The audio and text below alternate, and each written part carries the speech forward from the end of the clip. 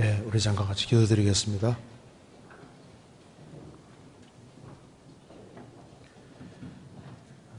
자비로우신 우리 아버지 하나님, 마땅히 형벌받을 수밖에 없는 저희들을 불쌍히 여겨주시고 주의 보배로운 피로 구속해 주신 이 크고 놀라운 은혜와 사랑을 인하여 감사드립니다. 이번 2차 수양회도 무사히 마치게 해주시고 또 이번에 또 새로 많은 사람들이 참석해서 또 주님의 역사로 구원받게 해주신 것을 감사합니다. 또 계속되는 3차 수양회, 4차 수양회, 그 모든 수양회 가운데 함께 해주시고 주의 역사와 능력을 더욱 나타내 주옵소서. 오늘 이 시간에도 우리에게 필요한 말씀을 주시고 또 우리의 마음을 일깨워 주시옵소서. 우리가 주 안에서 어떻게 행할 것을 알 수 있도록 도와주시옵소서. 주 안에서 다 귀하게 쓰임받도록 도와주시고 우리의 사랑하는 가족들, 친척들, 이웃들에게 주의 복음을 더욱 담대히 증거할 수 있도록 도와주옵소서. 오늘 이 말씀이 주님의 도우심으로 우리 심령 깊이 새겨지도록 역사해 주시고 우리가 걸어가야 될 길이 무엇인지를 알 수 있도록 도와주옵소서. 주 예수 그리스도 이름으로 기도하옵나이다. 아멘. 우리 성경 요한계시록 3장입니다. 요한계시록 3장 3장 14절부터 제가 읽겠습니다.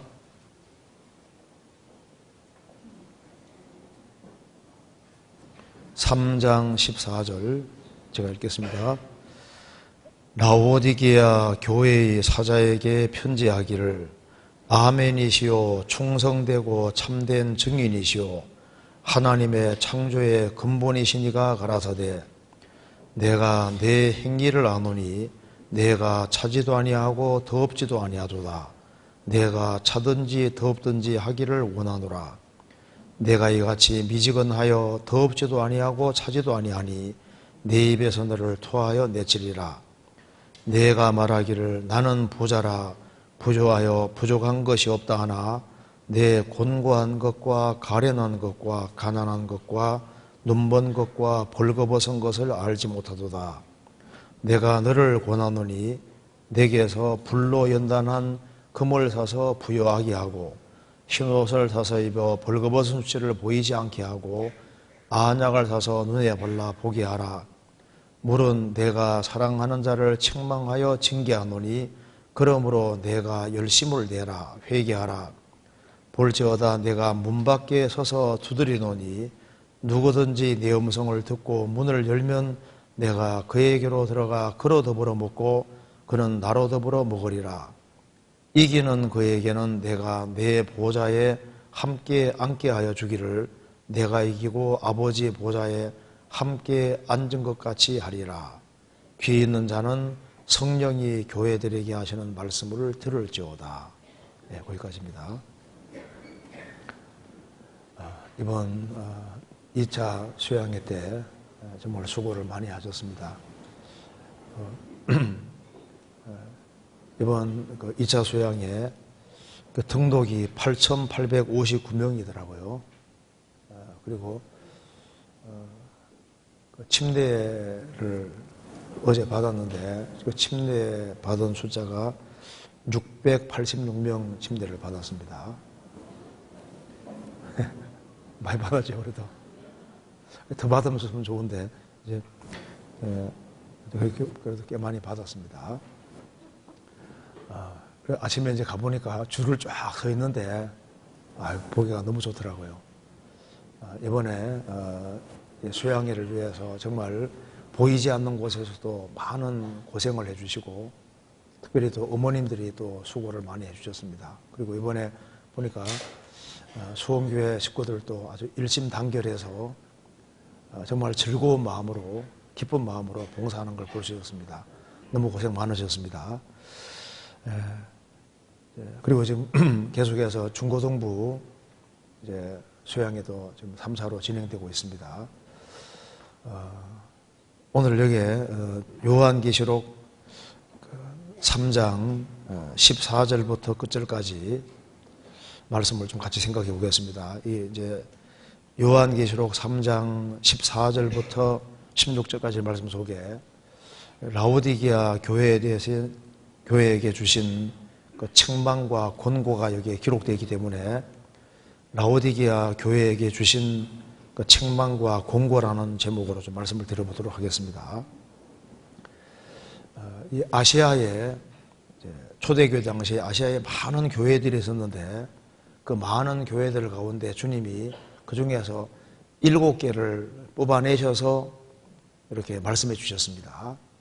그래서 요한계시록 2장, 3장을 보면은 이것이 모든 시대, 각각의 시대에 있는 교회의 모습입니다. 그러니까 지금 초대교회 당시에도 이제 크게 7교회의 모습이 있었던 겁니다. 그리고 이제 지금도 7교회의 모습이 지금 세계적으로 있는 겁니다. 그와 동시에 이것도 시대적으로도 교회 순서가 되는 거예요. 초대교회에는 7교회가 있었지만은 두드러진 모습은 에베소 교회의 모습이다 그 말입니다. 박해받는 교회 시대에 200년, 300년 박해받는 교회 시대에 7교회의 모습이 있지만 두드러진 모습은 서머나 교회의 모습입니다. 지금은 우리 시대는 7교회의 모습 중에서 아주 두드러진 교회의 모습이 이 라오디게아 교회의 모습인 거예요. 그래서 이 아시아 7교회는 모든 시대마다 있는 교회의 모습인 동시에 또 특별히 시대적으로도 보면은 또 이 순서대로 교회가 진행되어 왔던 겁니다. 그래서 오늘은 여기 라오디게아 교회에 대해서 같이 한번 좀 생각해 보겠습니다. 저도 1995년에 이제 성지순례 갔을 때 이 터키에 가서 이 아시아 7교회 지역을 가봤거든요. 가봤는데 여기 이제 이 라오디게아 교회에 대해서 중동에 가서 설명을 들으니까 좀 더 많이 이해가 됐습니다. 성지순례 갔을 때 시에라 볼리에서 보면은 저 맞은편에가 골로새고 그 밑에가 라오디게아입니다. 근데 시에라 볼리에서 그 옛날부터 뜨거운 물이 나왔습니다. 많이 이제 나와서 온천이 굉장히 유명했는데 지금은 과거보다는 물이 식어서 지금 따뜻한 물이 이제 나오고 있습니다. 온천이 이제 아직도 온천이 흐르고 있는 겁니다. 근데 과거에는 굉장히 뜨거운 물이 나왔다고 합니다. 그런데 그게 광물질이 많이 섞여 있어서 그 물을 먹는 것은 거의 어려워요. 그래서 그 물을 마시면은 그냥 토하게 됩니다. 메스껍고 광물질이 있으니까. 근데 그게 이제 광물질이 많이 섞여 있으니까 거기에서 이제 물이 흘러내리는데 바위하고 이렇게 화학작용해서 바위들이 하얗게 보입니다. 빠무깔레, 목화성이라고 하는데, 그래서 이제 그 물이 이제 흘러서 이제 라오디게아까지 오면은 물이 미지근하게 되는 거예요. 그러니까 여기 라오디게아 이게 미지근하다 그러지 않습니까? 이 말이 좀 이해가 되더라고요. 라오디게아 지역까지 뜨거운 물이 내려오다 보니까 이제 라오디게아 오면은 물이 미지근한 거예요. 그리고 이제 목말란 사람이 이제 그 물을 딱 마시려고 하면은 광물질이 많이 섞여 있으니까 물을 먹을 수가 없는 겁니다. 그러니까 먹으면은 탁 토해버리는 거예요. 그리고 이제 토한다는 말이 나오는 것도 금방 이해가 되지 않습니까? 그리고 이제 또 라오디게아는 지역이 잘 사는 지역입니다. 특별히 안약이 굉장히 유명해서 안약이 막 주변에 막 수출되고 있었기 때문에 돈이 잘 벌리는 그런 지역이었어요. 그러니까 성경에서 안약 사서 눈에 발라 보게 하라. 그 말도 이제 이해가 좀 됩니다. 그러니까 이 라오디게아 교회 얘기를 할 때 그 지역의 특성을 살려서 주님께서 이게 말씀을 해주신 거예요. 그러면 제가 좀 이걸 한번 같이 생각을 좀 해보겠습니다. 그리고 이제 이 각각 교회마다 나타나시는 주님의 모습이 다르게 되어 있습니다.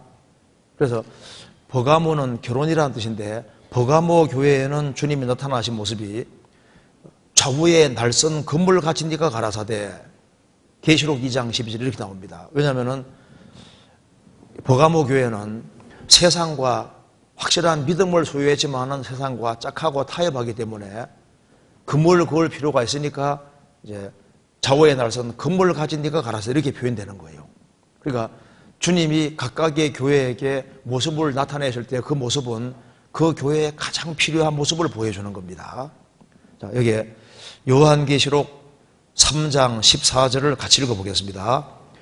라오디게아 교회의 사자에게 편지하기를 아멘이시오 충성되고 참된 증인이시오 하나님의 창조의 근본이시니가 가라사대. 이게 라오디게아 교회의 사자에게 편지하기를, 여기 사자가 헬라 원어로는 앙겔로스입니다. 보통 앙겔로스 하면은 에인절, 천사를 말하지 않습니까? 그런데 이 앙겔로스는 크게 두 가지로 쓰입니다. 그러니까 천사를 가르칠 때도 사용이 되고 또 한 가지는 하나님의 일꾼 가르칠 때도 앙겔로스가 사용됩니다. 그래서 마가복음 1장에 보면은 이제 세례 요한에 대해서 얘기하면서 세례 요한을 사자 앙겔로스라고 했습니다. 그러니까 주님이 보내신 일꾼을 이제 앙겔로스로 이렇게 표현합니다. 그런데 여기서는 라오디게아 교회의 사자에게 편지하기를 그 일꾼에게 말하는 겁니다. 그렇게 이해하면 되겠고요. 그런데 여기에 주님이 나타나신 모습이 아주 특별합니다. 여기에 주님께서 자신에 대해서 말씀하시면서 아멘이시오 충성되고 참된 증인이시오 하나님의 창조의 근본이시니가 가라사대.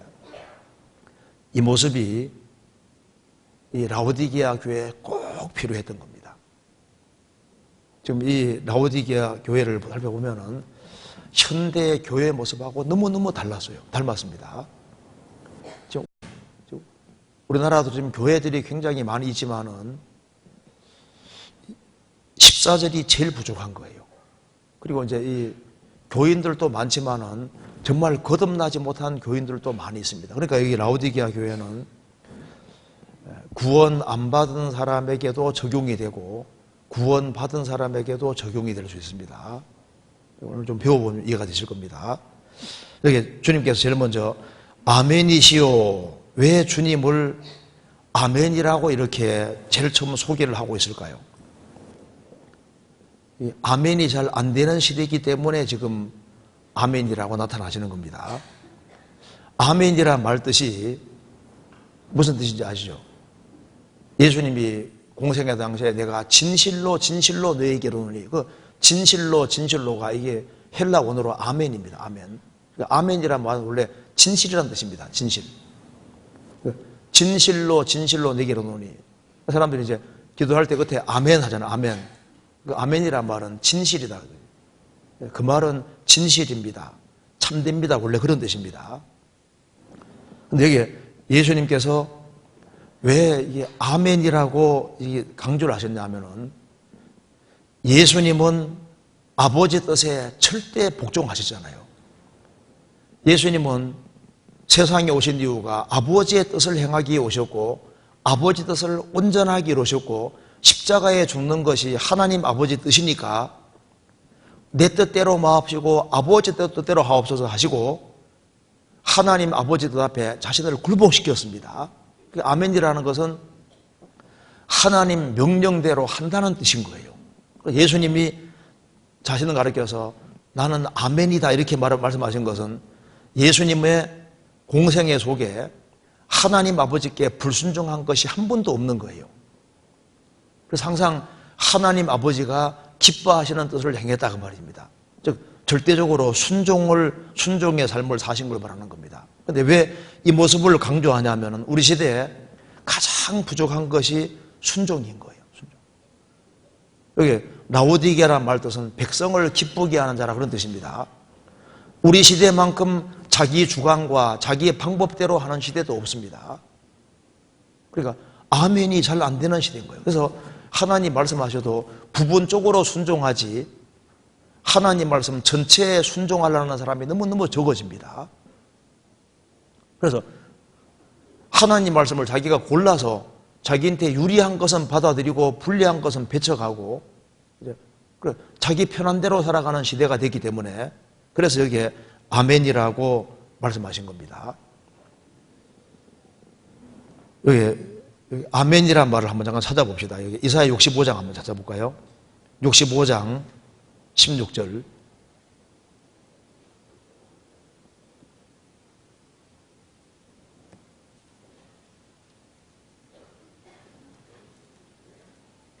(65장) 16절 보시겠습니다. 이사야 65장 16절. 이러므로 땅에서 자기를 위하여 복을 구하는 자는 진리의 하나님을 향하여 복을 구할 것이요 땅에서 맹세하는 자는 진리의 하나님으로 맹세하리니 이는 이전 혼란이 잊어졌고 내 눈앞에 숨겨졌음이니라. 진리의 하나님 3번 밑에 뭐라고 했습니까? 아멘 이렇게 되죠. 히브리어에도 아멘입니다. 아멘. 진리의 하나님, 아멘의 하나님이시다. 그러니까 무엇의 하나님이시다. 그러니까 아멘의 하나님이시다. 그러니까 진리의 하나님이란 말은 아멘의 하나님이란 말입니다. 그러니까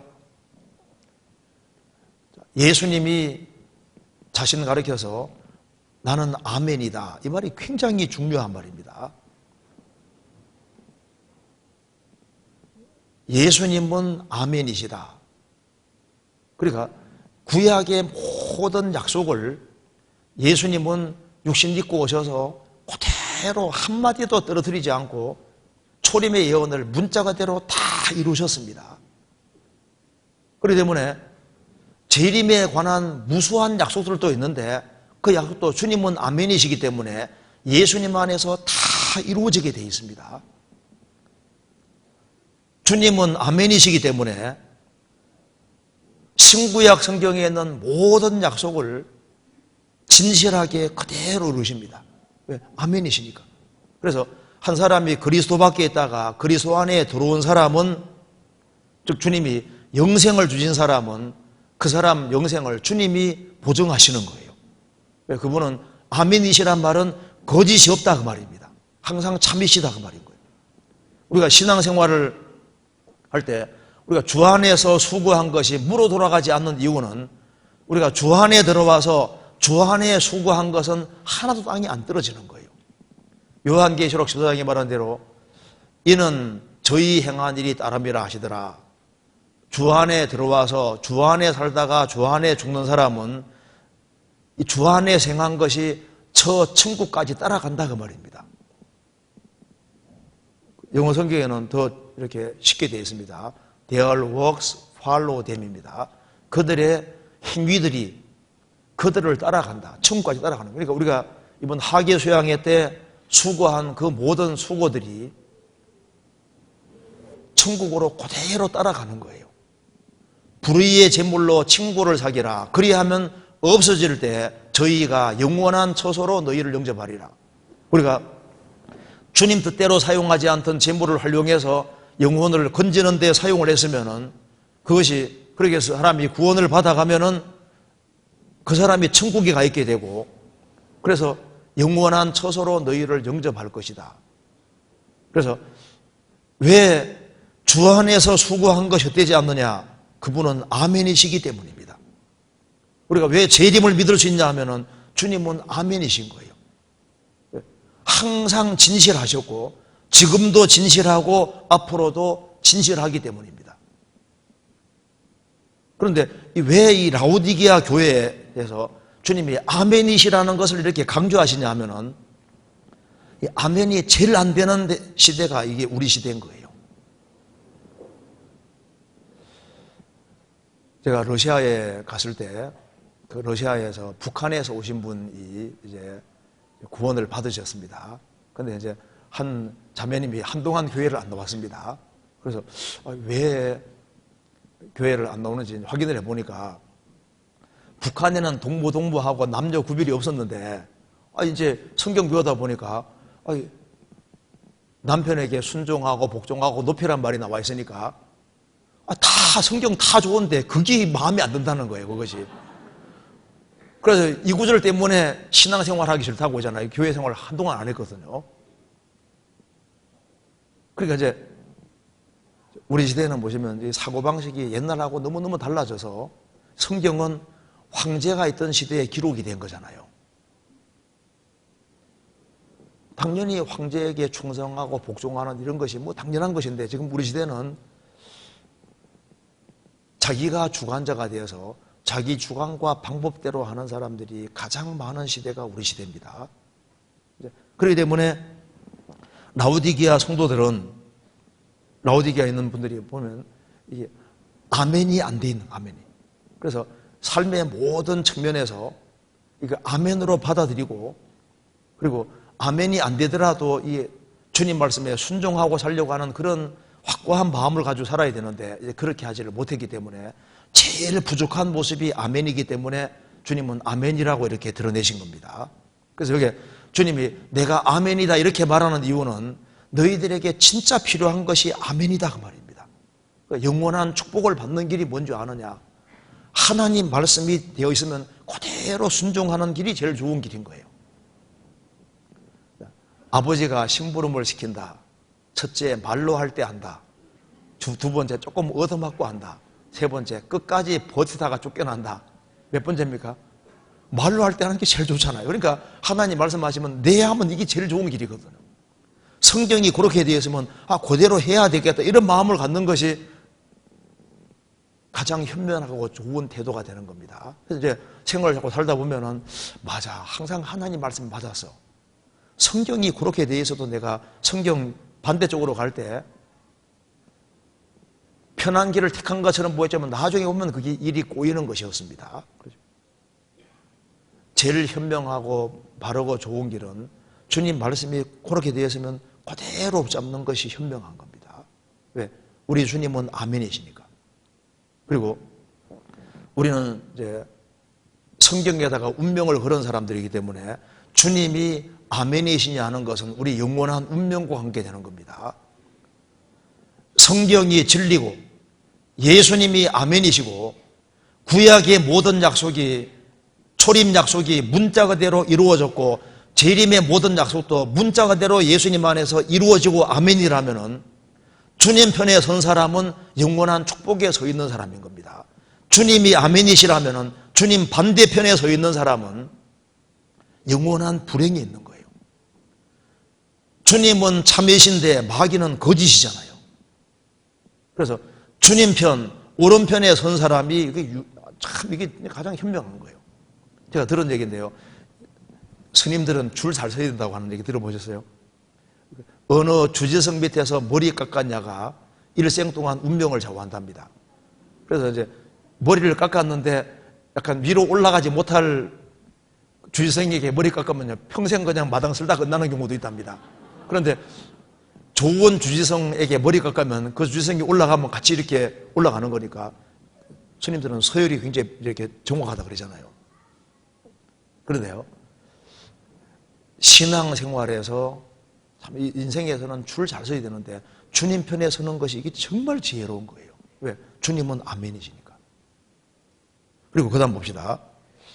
계시록 3장 14절에 아멘이시오 충성되고 참된 증인이시오. 여기에 주님께서 충성되고 참된 증인이시오. 예수님은 이 세상에 오셔서 정말 모세는 사환으로 충성했지만 예수님은 진받은 아들로 충성했다고 했습니다. 예수님은 세상에 오셔서 충성스럽게 아버지 뜻을 다 행하셨고 그리고 참된 증인이셨습니다. 예수님은 하나님 아버지께 들은 것을 너희에게 다 고하였다. 증인은 거짓이 없이 있는 사실을 그대로 얘기해야만 충성되고 참된 증인입니다. 그러니까 증인은 정직해야 되는 거예요. 그렇지 않습니까? 그리고 목격한 것을 정직하게 가감없이 그대로 얘기해야 됩니다. 예수님은 충성되고 참된 증인이신데 이건 당연한 얘기인데 이걸 강조하는 이유는 라오디게아 사람들이 뭘 잊고 있냐 하면은 자신이 부르심 받은 목적을 잊고 있는 거예요. 이스라엘 민족은 여호와가 하나님인 것을 증거하기 위해 부르심 받았습니다. 신약 시대의 그리스도인들은 부르심 받은 목적이 예수님의 증인이 되기 위해서 부르심을 받았는데, 이 라오디게아 교회 성도들은 자신을 왜 부르셨는지 목적을 잊고 살아가고 있는 거예요. 나는 부자다, 부유하여 부족한 것이 없다고 하지만은 너희들이 부르심 받았을 때 부르심 받은 이유가 도대체 뭐냐? 증인으로 부르심 받았다는 사실을 잊고 있는 겁니다. 성경 보시겠습니다. 이거 잠깐 접고 사도행전 1장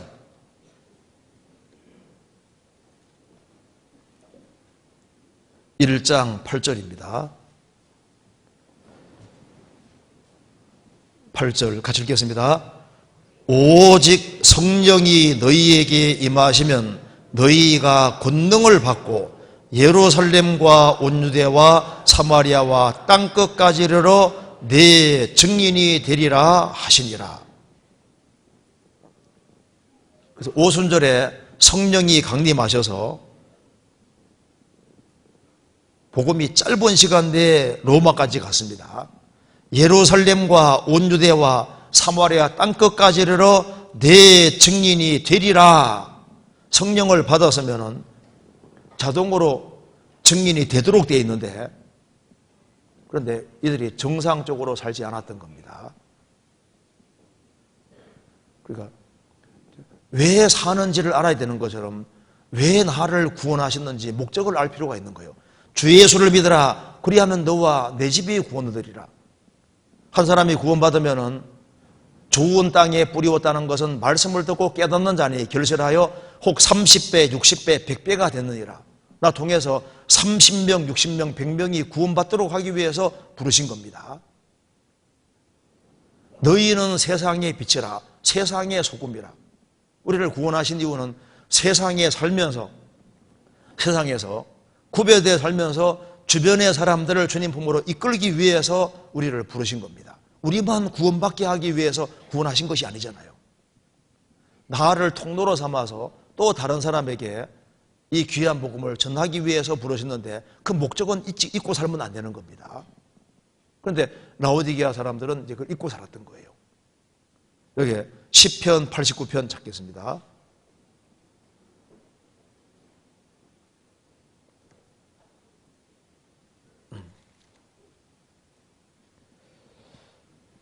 (89편) 37절.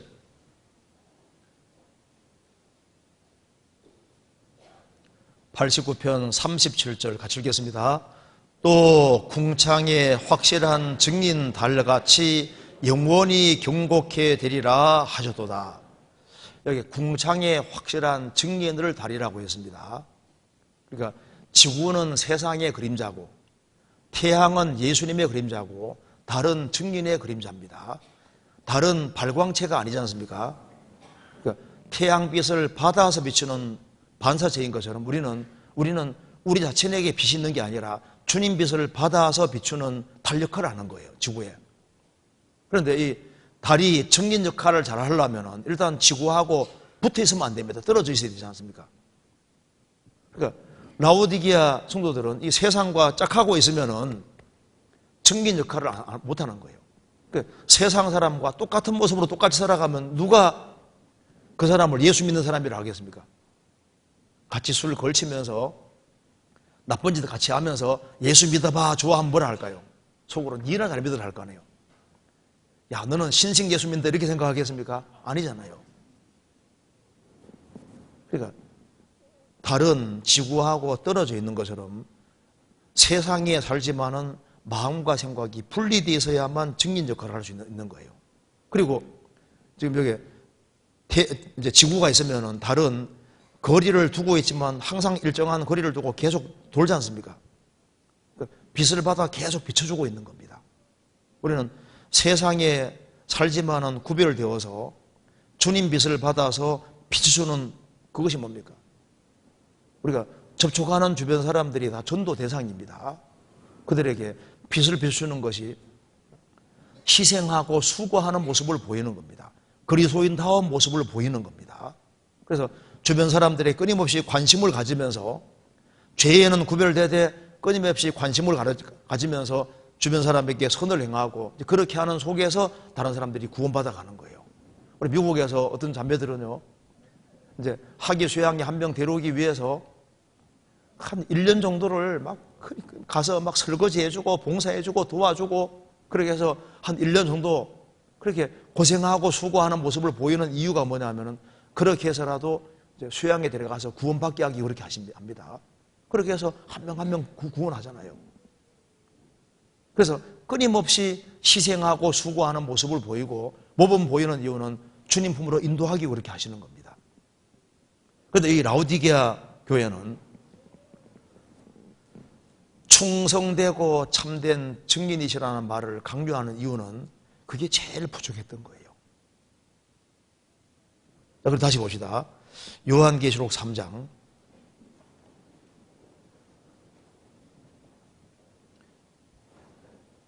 14절 중간에 충성되고 참된 증인이시요 하나님의 창조의 근본이시니가 가라사대. 여기 하나님 창조의 근본이시니라는 말씀은 창조주라는 말씀입니다. 성경 요한복음 1장과 히브리서 1장 보면은 성부가 성자 통해서 우주를 창조하셨기 때문에 이 우주를 직접 만드신 분은 예수님입니다. 이 우주를 직접 만드신 분은 예수님인 거예요. 그래서 만물이 그로 말미암아 지은 바 되었으니 지은 것이 하나도 그거 없이는 된 것이 없느니라. 우리가 보는 풀 한 포기, 나무 한 그루, 모든 것, 돌멩이도 다 주님 만드셨는데 주님 만드시 않은 것이 없다 그 말입니다. 그래서 이 만물을 창조하시고 만물을 붙잡고 있는 분이 바로 예수님인 거예요. 예수님은 빌립보서 2장에 말한 대로 사람의 모양으로 나신 것뿐이지 사람은 아닙니다. 인간을 원하려고 잠깐 사람 모습을 취하시고 나신 거예요. 그런데 여기 왜 이걸 강조하냐 하면은 하나님의 창조의 근본이시니가 가라사대, 이걸 강조하는 이유가 우리 시대 사람들이 근본이 뭔지를 잊고 살기 때문입니다. 그렇기 때문에 우리 시대에 제일 헷갈려하는 것이 우선순위가 뭔지를 모르는 거예요. 무엇이 근본인지 무엇이 우선인지 그걸 모르고 있는 겁니다. 그래서 라오디게아 성도들은 자기 아내에 빠져 살면서 미지근하게 살면서 모든 것의 근본이 되시는 주님을 가장 높이고 주님 중심으로 생을 살아야 되는데 라오디게아는 백성을 기쁘게 하는 자라는 뜻입니다. 주님 중심이 아니라 인간들이 중심이 되어 있는 거예요. 이 우주의 근본도 주님이시고 내 일생의 시작도 주님이잖아요. 내 구원의 시작도 주님이시고 내 모든 삶의 근본도 주님이신데 주님을 가장 앞세우고 주님 중심으로 생을 살아야 되는데 근본을 지금 잊고 살고 있는 겁니다. 예수님은 구세주인 동시에 주입니다. 우리의 주인이 되고 싶어서 우리를 구원해 주신 거예요. 그래서 주님을 회사 사장님 정도로만 생각해도, 회장님 정도로만 생각해도 신앙생활을 정말 잘할 수 있을 겁니다. 대기업의 회장님이 오늘 주일은 여기 와라 하면 오겠습니까? 안 오겠습니까? 회장님은, 그러니까, 근데 주님을 회장님 정도로도 생각 안 한다고 말입니다. 그래, 말라기 1장에 말씀하잖아요. 야, 너희들이 하는 걸 좀 봐봐라. 너희들이 나를 아버지 정도로만 생각해도 이렇게는 안 했을 것이다. 너희들이 나를 총독 정도만 생각해도 이렇게 했겠냐? 주님은 총독이 아니고 육신의 아버지 정도가 아니다 그 말입니다. 우리를 위해서 피를 흘려주시고 우리를 위해서 모든 걸 다 행해 주셨고, 이분 주님을 알면 알수록 그분은 모든 것의 근본이 주님이신데 주님 중심으로 안 돼 있기 때문에 이게 문제인 거예요. 유물론자들은 물질이 근본이라고 생각합니다. 인본주의자들은 인간이 근본이라고 생각하는 거예요. 아닙니다. 주님이 모든 것의 근본이고, 그래서 신본주의 하나님 중심이 되어야 되는데 중심이 안 돼 있는 거예요. 예수님은 피로 값주고 샀고 우리는 주의 것이 됐습니다. 로마서 1장에 말한 대로 예수 그리스도의 것으로 부르신 분이 아니라 예수 그리스도의 것이 된 겁니다. 너희는 너희 것이 아니라 값으로 산 것이 되었으니 그런즉 너희 몸으로 하나님께 영광 돌리라. 너희는 너희 것이 아니라 주님 핏값으로 사줬으니까 주의 것이 됐고 주의 것이 됐으니까 주님 데려가시는 거예요. 우리는 주님 겁니다. 로마서 14장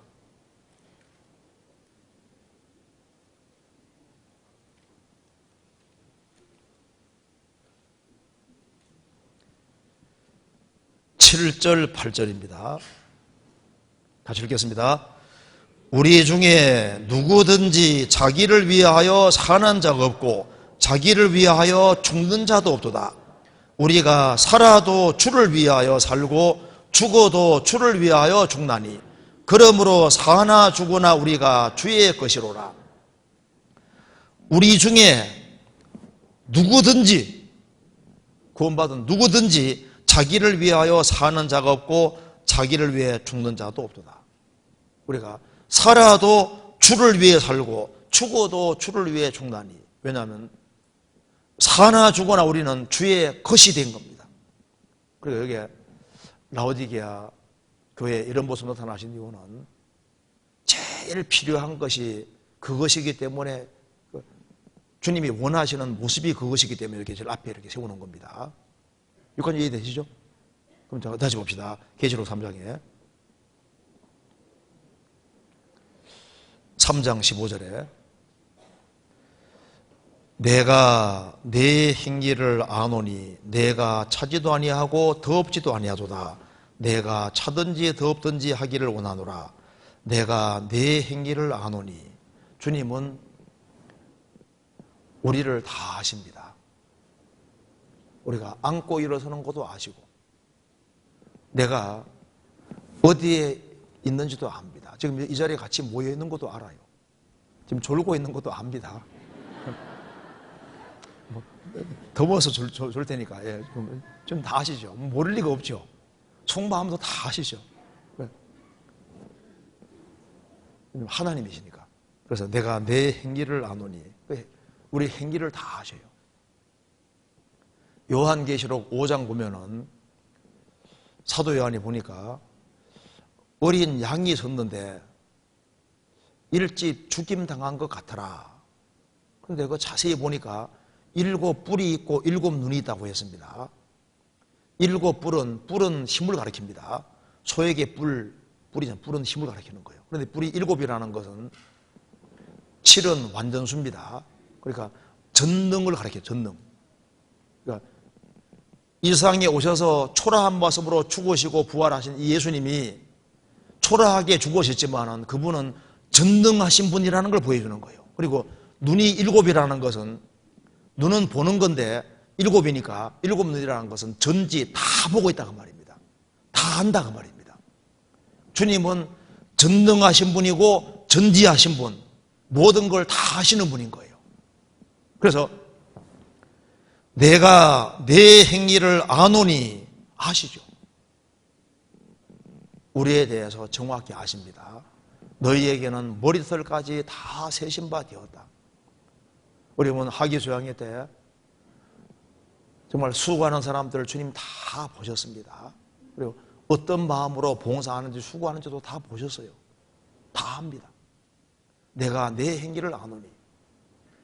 구석구석 열심히 청소하는 사람들, 또 상담 도우미로 일하는 사람들, 또 주방에서 열심히 일하고 또 그리고 여러 가지 봉사하는 거 주님 다 보시고 다 하셨습니다. 왜? 그분은 전지전능하신 분이기 때문에 아십니다. 그런데 여기에 내가 내 행위를 아노니 이렇게 라오디게아에 대해서는 얘기하기를 내가 차지도 아니하고 더없지도 아니하도다. 내가 차든지 더없든지 하기를 원하노라. 그리고 미지근한 것을 주님 문제 삼았지 않습니까? 그럼 왜 미지근하게 됐냐 하면은 이게 14절이 안 돼서 그런 거예요. 신앙생활 속에서 주님 말씀에 대해서 아멘 할 수 있는 사람, 주님 말씀은 옳습니다. 그리고 주님 말씀 쪽으로 내 마음과 생각과 모든 걸 맞춰가는 그런 사람은 틀림없이 주님 뜨겁게 만들어 주시거든요. 그리고 부르심받은 목적이 내가 예수님을 증거하는 증인으로 부르심받았다. 우리가 각각 일하는 일터가 우리 선교지입니다. 모쪼록 몇몇 사람을 주님으로 인도하려는 그런 확실한 목적을 가지고 살아야 되고, 주님 중심으로 생활을 살아가면은 그 사람 마음이 왜 뜨거워지지 않겠습니까? 14절이 안 됐으니까 이게 미지근하게 되는 거예요. 내가 내 행위를 아노니 내가 차지도 아니하고 더없지도 아니하도다. 내가 차든지 더없든지 하기 원하노라. 이걸 보면은 미지근한 것은 신앙의 적이라는 걸 알 수 있는 겁니다.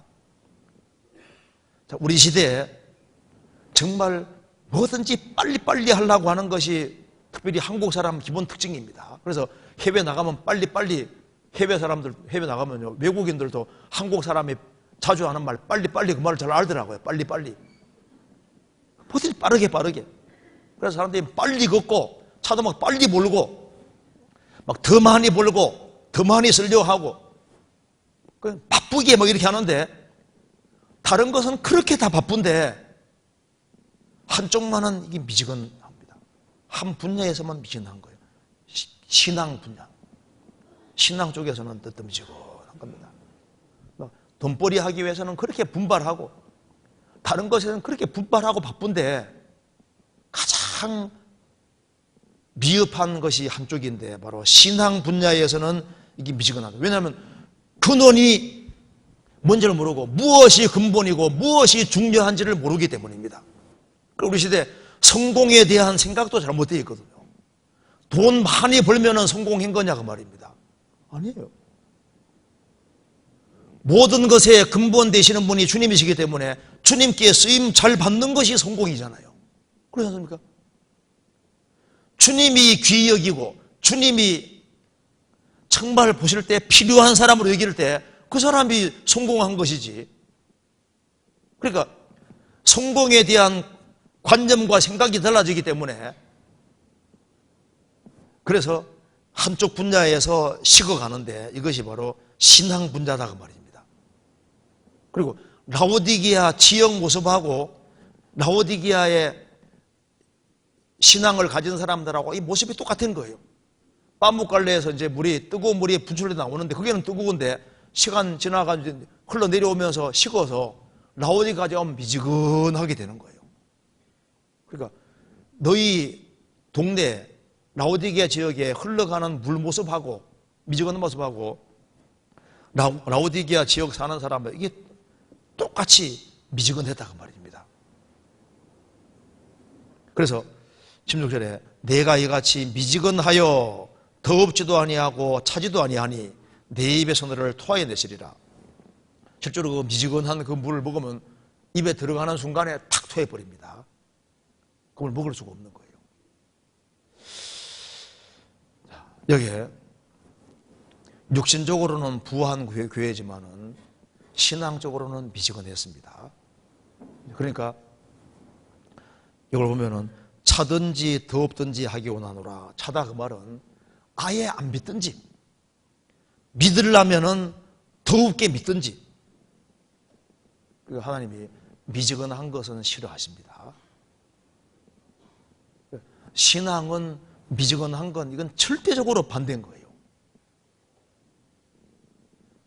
미지근한 것은 하나님이 못 받습니다. 그러니까 아예 안 믿으려면 안 믿든지, 믿으려면 확실히 믿든지, 둘 중에 아주 확실히 하라고 주님 말씀하셨는데, 이게 확실히 하려고 해도 아멘이 안 되고 내 인생의 모든 근본이 주님이라는 것이 확실하지 아니하면은 열심은 생길 수가 없는 겁니다. 열심은 세상에서도 필요하고 신앙의 세계도 필요한 거예요. 그 에디슨이 발명왕이 되는 거기에는 열심히 대단하잖아요. 어떻게 한 사람이 10,000개 이상의 제품 만들어낼 수 있겠습니까? 열심히 아주 특심한 거예요. 그런데 우리 시대 보세요. 가장 굉장히 열정적이잖아요. 근데 방향이 다 잘못되어 있습니다. 그런데 세상적인 것에 대해서는 그렇게 열심을 내는데 신앙에 대해서는 열정 가진 모습을 찾기가 쉽지 않은 시대가 됐다고 말입니다. 라오디아식이 그런 거예요. 이 우주 안에서 제일 열심으로 충만하신 분은 예수님입니다. 하나님 아버지는 얼마나 열성적이십니다. 예수님 말씀하시기를 내 아버지께서 이제까지 일하시니 나도 일한다. 예수님 공생에 보시면은 예수님이 얼마나 바쁘게 다니셨습니까? 쉴 새 없이. 성경 한번 찾아봅시다. 마가복음 3장. 마가복음 3장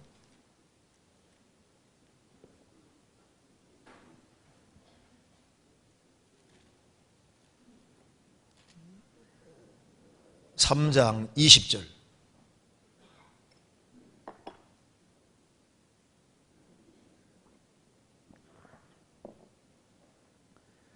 집에 들어가시니 무리가 다시 모임으로 식사할 겨를도 없는지라.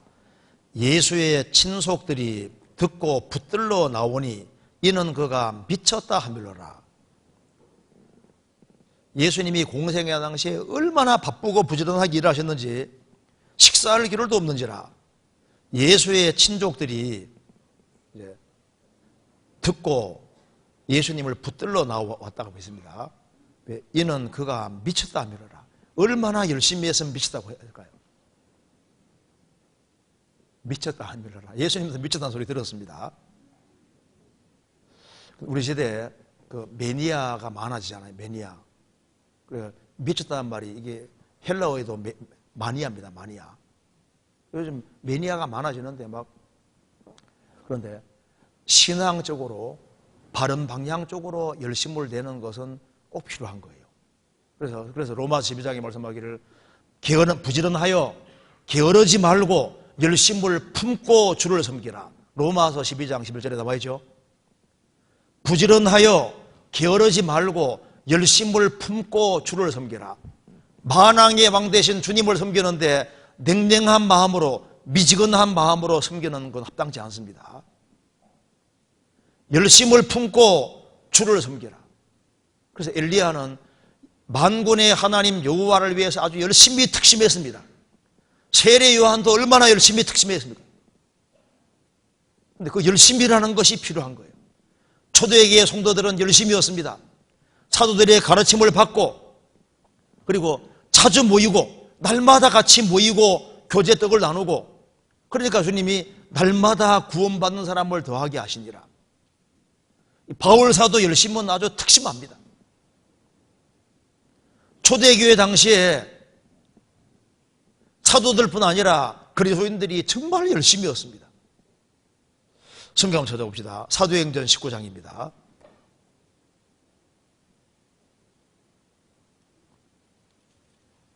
(19장 8절)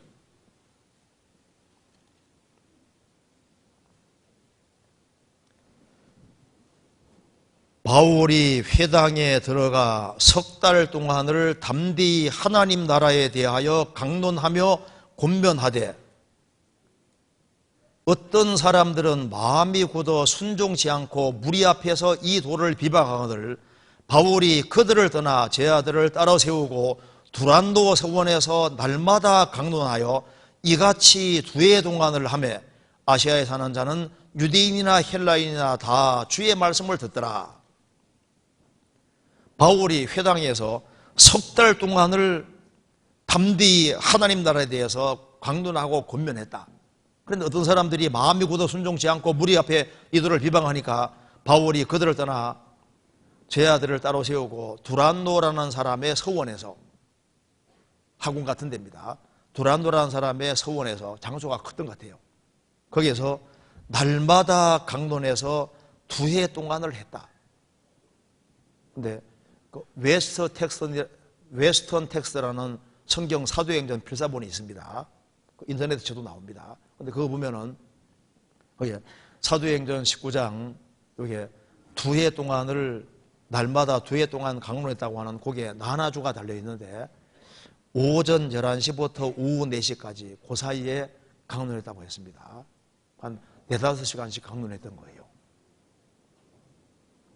그 바울 사도는 좀 길게 얘기했던 것 같아요. 그도 2년 동안. 요한 웨슬레는 설교를 얼마나 많이 했는지, 그 사람 86세인가 죽었는데요. 웨슬레가 구원받고 하루에 평균 4번씩 설교했습니다. 대략 한 1시간 정도씩 해서 하루에 4번 정도씩 평생 했다고 하잖아요. 그리고 책을 한 200권 정도를 썼습니다. 이해가 잘 안 되잖아요. 그는 얼마나 부지런한 사람인지 모릅니다. 사람 중에 그런 특심한 사람들이 있거든요. 바울 사도는 날마다 강론하는데 2해 동안을 하며 이 배후에 뭐가 있을까요? 그 영혼을 불쌍히 여기는 그 마음, 그 사랑하는 마음이 특심한 거예요. 사도행전 20장 7절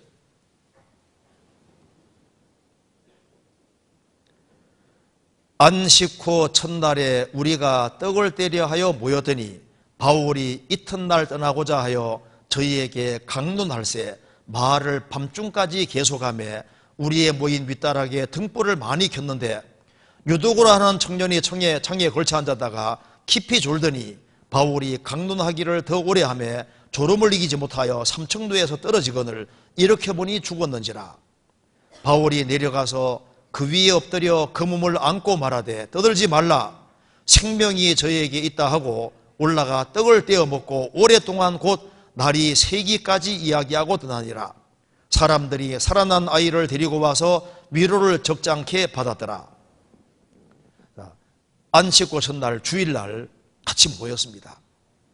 그런데 이제 윗다락에 사람들이 빡빡하게 모였는데 너무 많이 모였던 것 같아요. 그래서 이제 앉아있을 자리도 없고 하니까 유도고라는 청년은 이제 창에 걸터 앉았다 그 말입니다.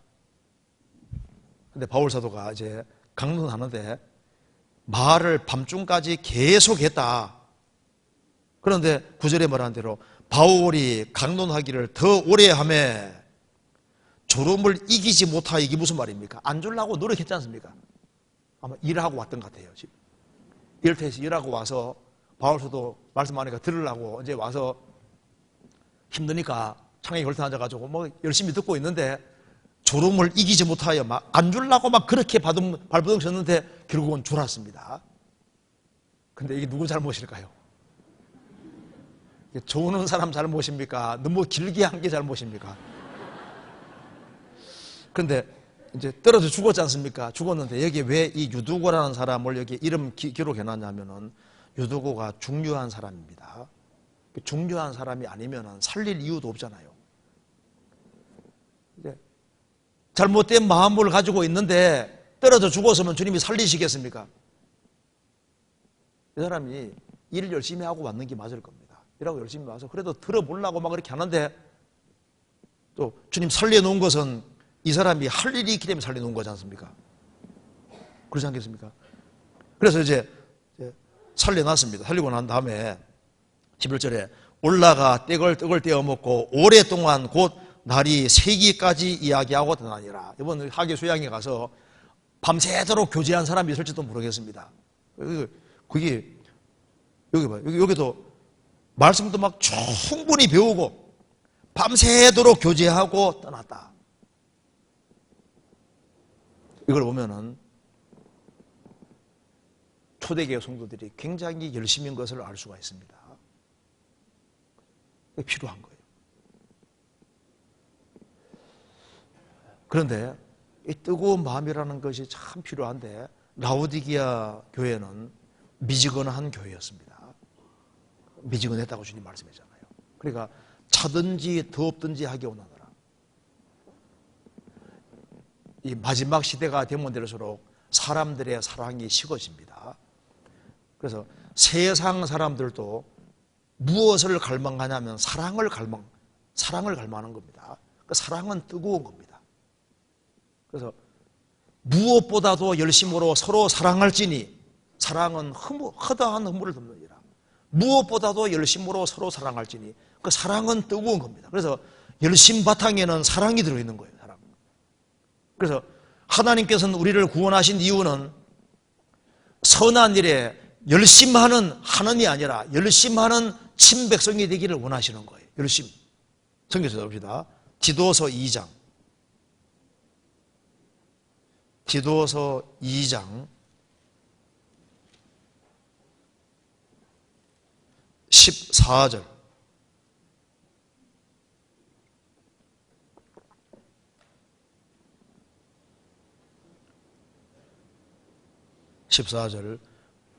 그가 우리를 대신하여 자신을 주심은 모든 불법의 소리를 구속하시고 우리를 깨끗하게 하사, 그 다음에 적겠습니다.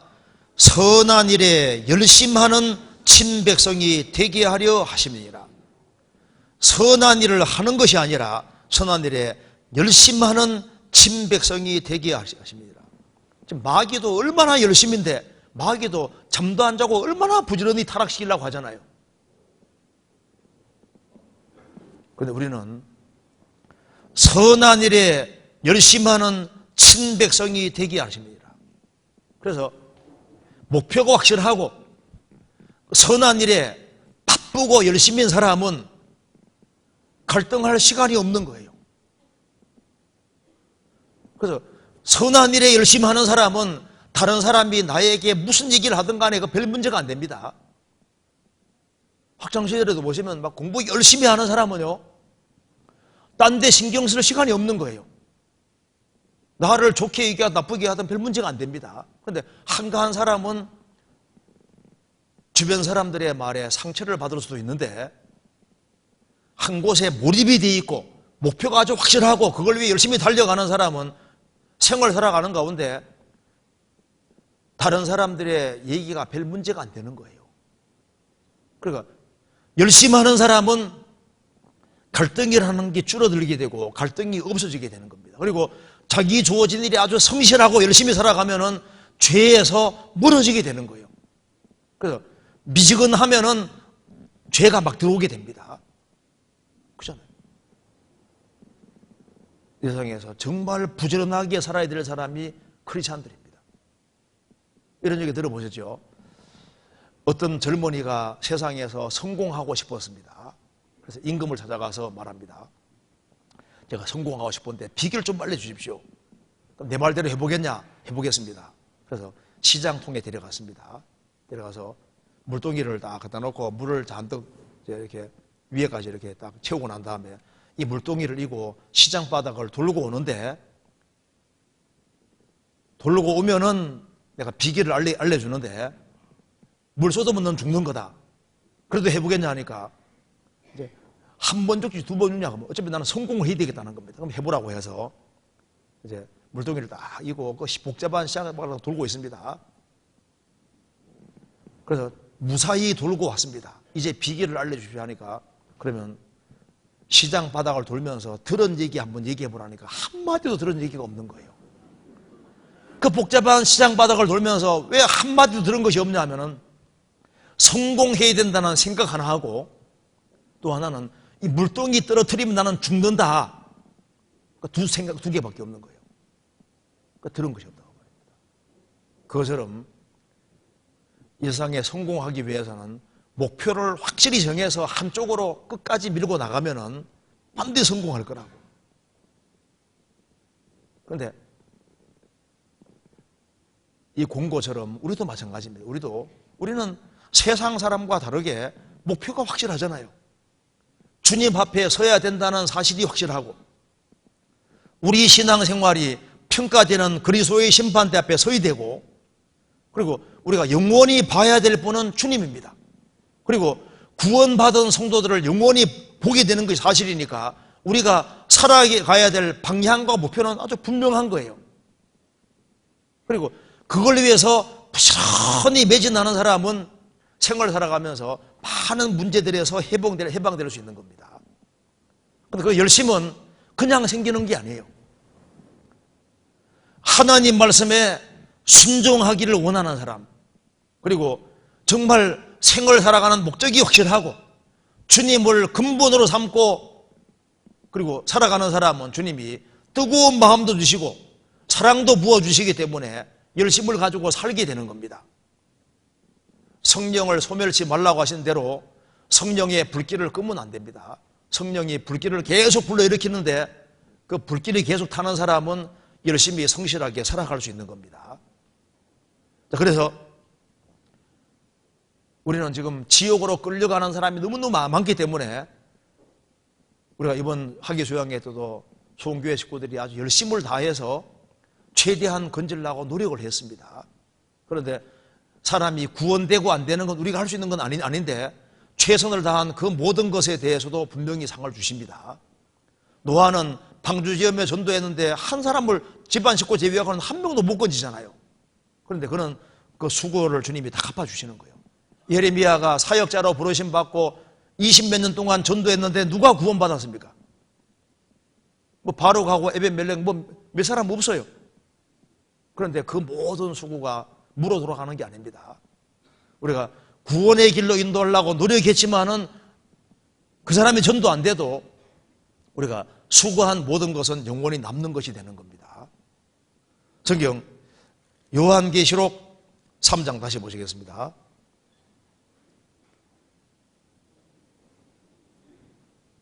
(16절)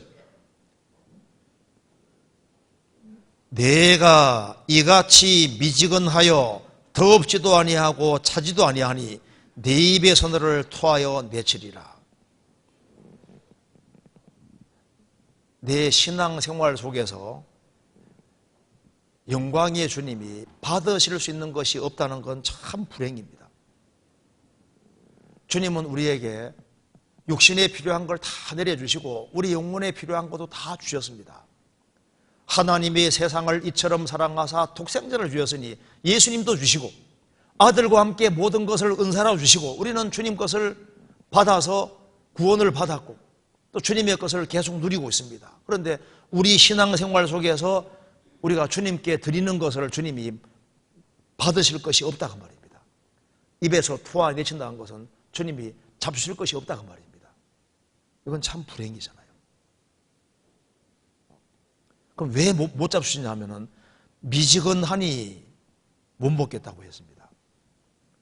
야곱은 얍삽하다, 교활하다, 간사하다는 뜻입니다. 그는 꾀가 얼마나 많아요. 그럼에도 불구하고 주님이 야곱을 받으시고 야곱의 신앙생활의 것을 받았지 않습니까? 왜? 거기에는 뜨거운 것이 있거든요. 얍삽하고 교활하고 간사하고 육신적인 모습이 있고 세상적인 모습이 있고 아버지 속이고 형도 속였습니다. 그럼에도 불구하고 하나님이 야곱을 받아주셨지 않습니까? 왜? 그는 뜨거운 마음이 있거든요. 사람이 완벽해서 하나님 받으시는 것이 아닙니다. 그 사람 막 좌퉁우돌 하는데 주님 받으시거든요. 그 사람 보면 막 성격이 좀 과한 것도 있는데 또 전도하면 또 잘 구원의 길을 잘 또 인도하고 우국하는데도 잘 인도하잖아요. 주님께 열심히 있거든요. 근데 또 점시건 하면요 이게 주님이 받으실 것이 없어지는 거예요. 점잖다는 것이 꼭 신앙적인 건 아닙니다. 이러므로 너희가 더욱 힘써 믿음의 덕을 했는데 이 덕이라는 말 속에 영어로는 보추는 이게 파워, 힘이란 말이 들어가 있습니다. 원래 믿음 다음에는 힘찬 것이 필요한 거예요. 활동적이고 힘찬 것이 필요한 겁니다. 그래서 미지근한 것은 그건 신앙에서는 빵점인 거예요. 우리는 만왕의 왕 되신 주님을 섬기기 때문에 마음에 열심히 일하는 것이 필요합니다. 뜨거운 마음이 필요하거든요. 그런데 미지근하니 내가 못 받겠다. 성경 한번 찾아보시겠습니다. 호세아서 7장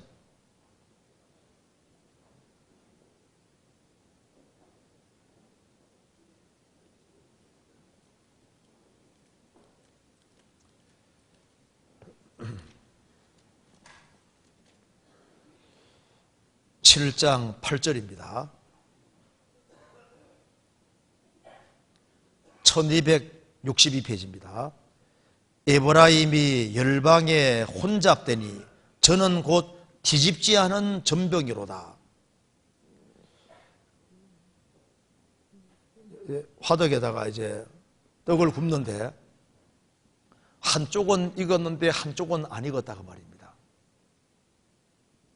그러니까 양쪽이 익어야지 잡술 수 있는데 한쪽은 익었는데 한쪽은 안 익었다. 한쪽에는 하나님 섬긴다 하고 한쪽은 세상과 짝하고 있으니까 주님 못 받으시겠다고 말씀하시는 겁니다. 에브라임이 열방에 혼잡되니 저는 곧 뒤집지 않은 전병과 똑같다는 겁니다. 그래서 이 타협으로 살고 짝짝고 하고 살고 세상과 짝하고 살아가니까 주님 받으실 수 없습니다. 그러니까 왜 미지근해지냐 하면은 양다리 더 걸치고 있으면 이게 미지근하게 되는 거예요.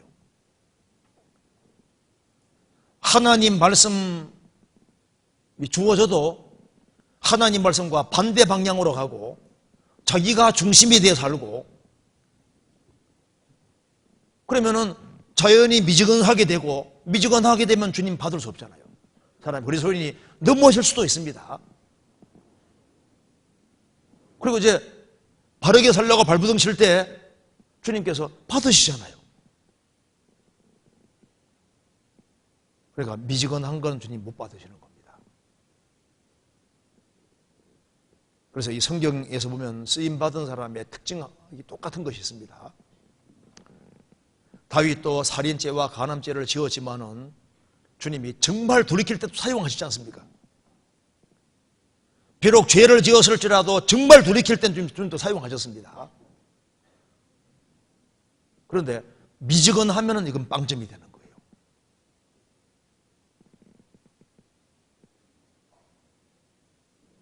거예요. 그러니까 차든지 더없든지 하기 원하노라. 안 믿으라면 안 믿든지 믿으라 믿든지 아주 확실하게 확고한 태도를 취하라 그 말입니다. 우리 삶에 주님께 받을 것이 나와야 되니까. 여기 다시 봅시다.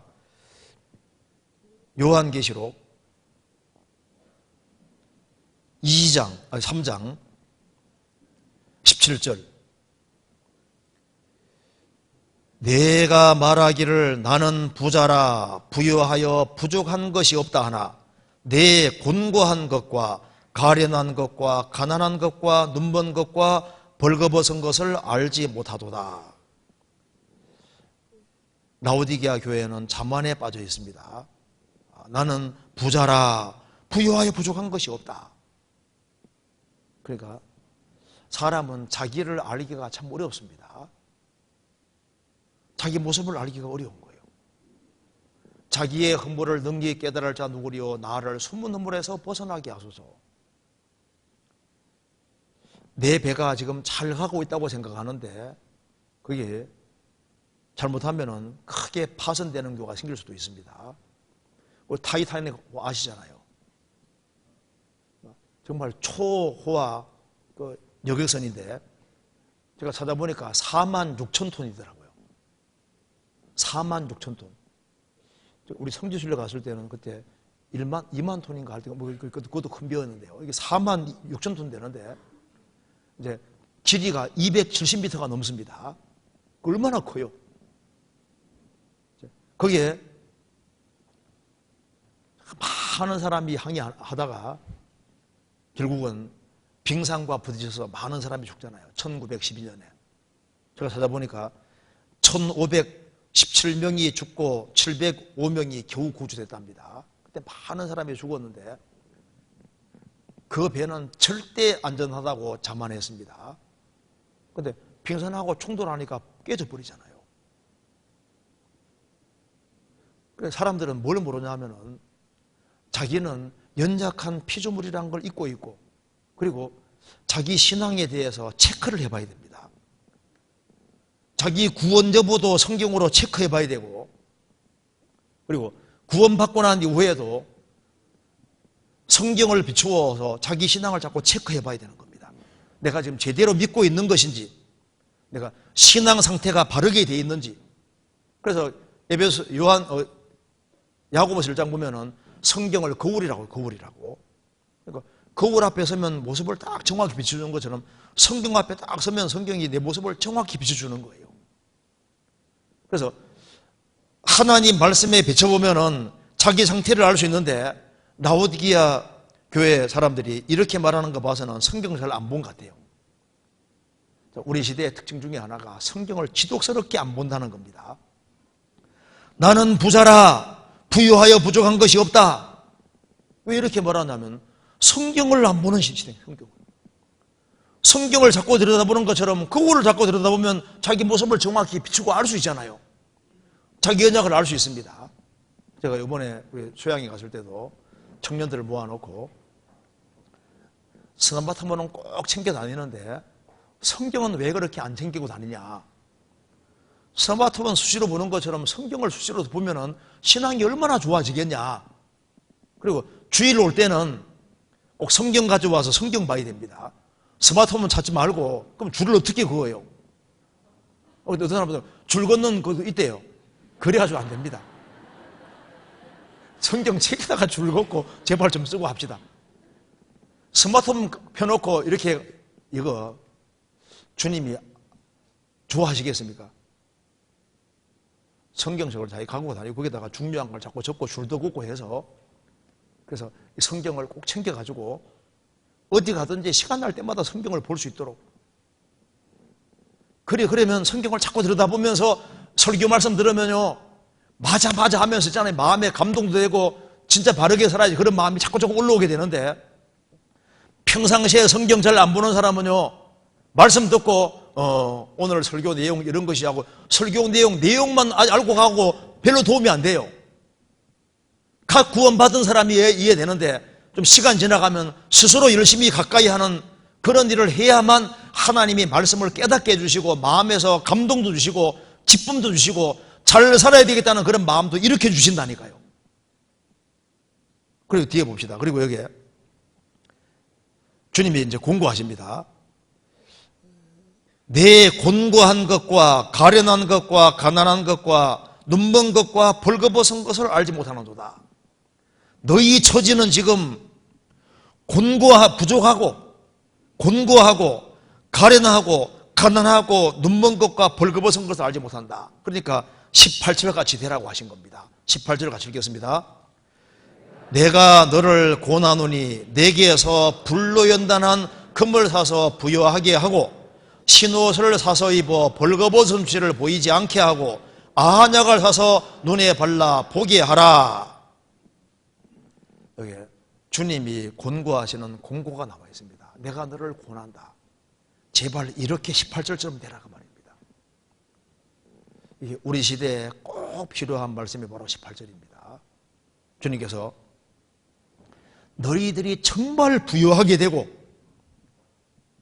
그리고 주님 앞에 합당하게 될 수 있는 길은 18절이다.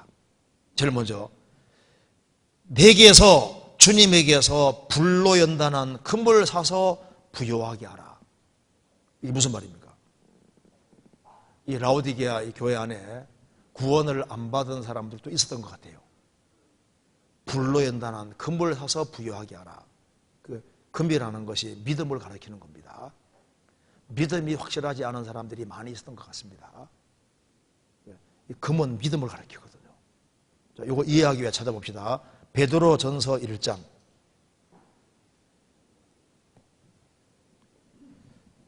1장 7절입니다.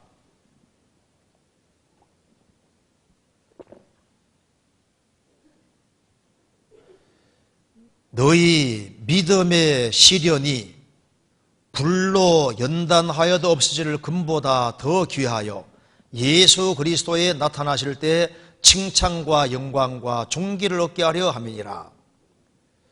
너희 믿음의 시련을 말씀하시면서 금으로 표현했습니다. 금은 불로 연단합니다. 그런데 여기 없어질 금이라 했는데 금은 결국은 없어집니다. 왜? 천지가 없어질 때 금도 없어지는 거예요. 그런데 금은 없어지지만 믿음은 안 없어진다고 말입니다. 그런데 금은 불로 연단을 잘 받으면 순금이 되는 것처럼 믿음도 시련을 잘 통과하면 아주 순수한 믿음, 주님 앞에 쓰임받는 믿음이 되는 거예요. 여기 이제 금은 믿음을 가르치는 겁니다. 우리 시대 보세요. 교회당도 많지만은 구원이 확실하지 않은 사람이 우리 시대만큼 많은 시대가 없습니다. 우리 시대에 이뤄질 사람들이 너무나도 많이 있는 거예요. 왜? 조사해 보면은 금이 아니다 그 말입니다. 도금이고 이게 잘못된 것들이 많고 참된 믿음, 중생한 믿음, 거듭난 믿음을 소유하지 않은 사람들이 많은 거예요. 한 사람이 주님이 주신 참된 믿음을 소유한 사람은 그 믿음 때문에 그 사람이 구원을 받고, 믿음 때문에 천국 가고, 믿음 때문에 영원한 축복을 받는 거니까 사람이 부유하게 되는 길은 참된 믿음을 소유하는 겁니다. 그래서 죄를 사함 받는 순간에 성령이 선물로 들어오시고, 그래서 죄 사함을 얻으라 그리하면 성령을 선물로 받으리니, 그때 금보다 귀한 믿음이 딱 이루어지는 거예요. 그래서 믿음이 온다는 말이 맞습니다. 너희에게 겨자씨 않을 만한 믿음이 있었다면 생명 있는 믿음을 가르치는 거예요. 그래서 너희 천국 가는 믿음 문제를 확실하게 해라. 금보다 귀한 것이 믿음이기 때문입니다. 우리 그래서 예수 그리스도를 믿는 믿음, 구원을 확실히 받은 믿음, 참된 믿음을 소유한 사람은 이건 복 중에 복을 얻은 겁니다. 그런데 그와 동시에 주님께서는 금을 사라고 한 것이 아니라 불로 연단한 금을 사라고 했습니다. 주님께서는 구원받은 믿음만 보기 원하시는 것이 아니라, 이 라오디게아 사람들이 지금 안일에 빠져 있잖아요. 나는 부자라 부야에 부족한 것이 없다 했는데, 영적으로 정말 부욕해야 되는 길은 불로 연단한 금을 사라. 그리고 순수한 믿음. 금이 불 속에 많이 들어갔다 나오면은 순금이 됩니다. 구원을 받아서도 금은 금인데 불순물이 섞여 있는 경우가 많잖아요. 이것이 이제 신앙생활하는 가운데서 불순물이 떨어지는데, 이 금이 다른 게 섞여 있을 때 불순물을 제거하기에 제일 좋은 길이 뭔지 아시죠? 불 속에 들어가는 거예요. 불 속에 들어가고 좀 많이 맞아야 됩니다. 그러니까 이제 청동은 맞으면 막 소리가 막 꽹가리 소리 같이 막 아주 굉장히 굉음이 나는데, 금은 맞으면은요 은은한 소리 나잖아요. 참된 믿음을 소유한 사람은 두들겨 맞으면은 은은한 소리가 납니다. 좋은 소리가 나거든요. 금 때리면 정말 소리가 좋잖아요. 금방울 소리만큼 아름다운 소리가 없습니다. 그래서 이제 누가 진짜 구원받은 사람인지는 얻어 맞아보면 알아요. 충격 받을 때 막 꽹가리 같이 막 굉음 내고 막 싸우다시 막 달려드는 사람 있는가 하면은, 그 맞으면은 그 은은한 소리 내고 좋은 소리 내는 사람 있잖아요. 어쨌든 이게 믿음이 중요한데, 주님께서는 불로 연단한 금을 사서 부여하게 하고, 그래서 이 믿음이 참 아주 주님 앞에 쓰임받는 믿음이 되기 위해서는 불을 통과하는 것처럼 시련을 많이 통과하는 게 필요합니다. 그래서 구원받고 오래됐다는 것은 많은 고통을 겪은 거예요. 그래서 구원받고 10년 된 사람은 괜히 10년 된 게 아닙니다. 20년, 괜히 20년 된 것이 아니에요. 오래된 사람들은 여러 가지 어려움을 겪어왔기 때문에 불순물이 많이 떨어진 거예요. 그리고 이것저것 부딪히는 문제들이 있는데 그걸 다 극복해 가는 속에서 불순물이 떨어져서 순수한 믿음들, 그런 믿음이 들 때 또 교회 안에서도 귀하게 쓰임받을 수 있게 되는 겁니다. 금보다 귀한 믿음, 주님께 쓰임받을 수 있는 그런 믿음. 그래서 욥기 23장에 나의 가는 길을 오직 그가 아시나니 그가 나를 단련하신 후에는 내가 정금같이 나오리라. 그래서 단련을 많이 받고 시련을 많이 통과하고 고생을 많이 하면 할수록 정금, 순수한 금으로 바뀌어지는 거예요.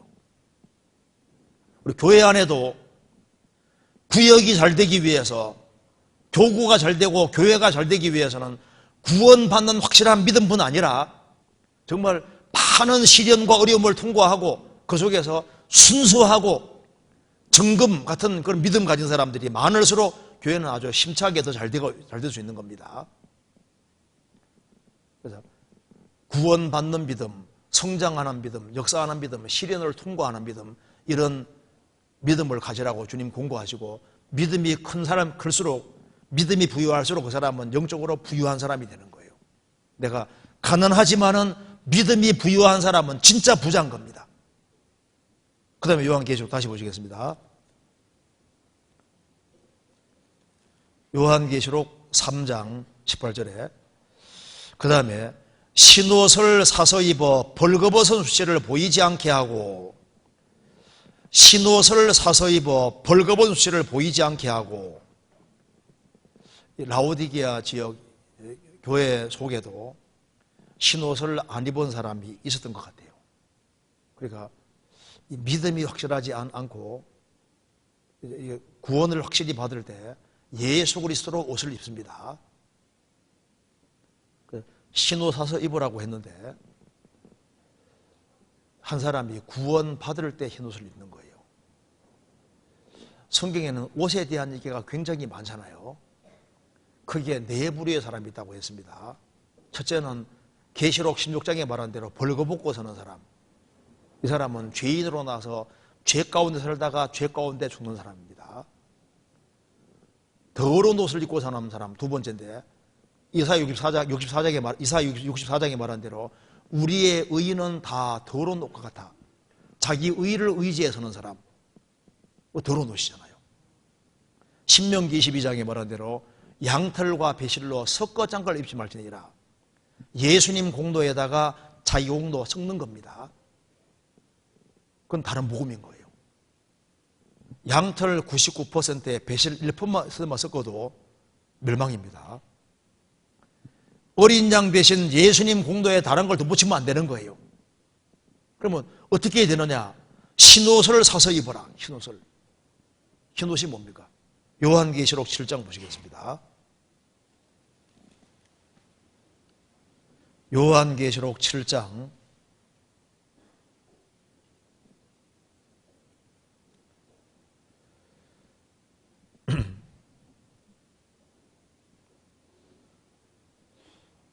7장 14절 같이 읽겠습니다.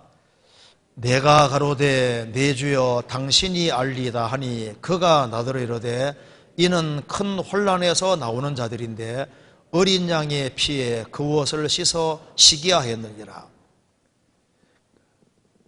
흰옷 입는 방법은 어린 양의 피에 그 옷을 씻어 시게 하였느니라. 그러니까 예수님의 완전한 피공로를 받아들인 사람이 흰옷을 입은 사람인 거예요.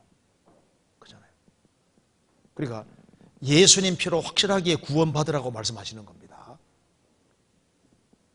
그래서 흰옷은 예수님의 공로를 가르치는 겁니다.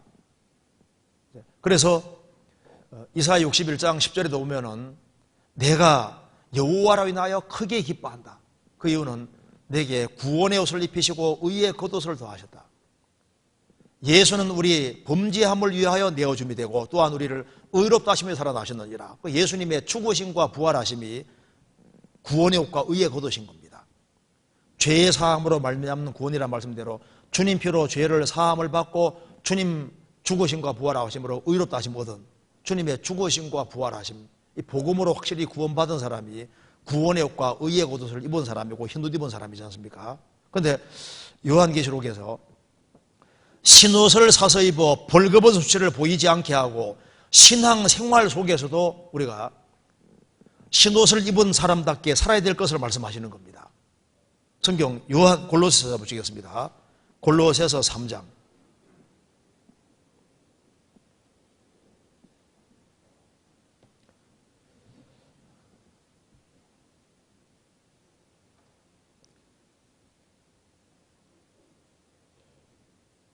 7절입니다. 골로새서 3장 7절에 너희도 전에 그 가운데 살 때는 그 가운데 생활했으나 이제는 너희가 이 모든 것을 벗어버리라. 곧 분과 악의와 회방과 너희 입의 부끄러운 말이니라. 너희가 서로 거짓말을 말라. 옛사람과 그 행위를 벗어버리고 새사람을 입었으니 이는 자기를 창조하신 자의 형상을 쫓아 지식에까지 새롭게 함을 받는 자니라. 13절 같이 읽겠습니다. 그러므로 너희는 하나님의 택하신 12절 같이 읽겠습니다. 12절 같이 읽겠습니다. 그러므로 너희는 하나님의 택하신 거룩하고 사랑하신 자처럼 긍휼과 자비와 겸손과 온유와 오래 참음을 옷 입고, 구원받을 때 내적으로 흰옷을 입었으니까 이제 신앙생활 속에서도 이제 흰옷 입은 사람인 것을 바깥으로 드러내야 되는 겁니다. 그래서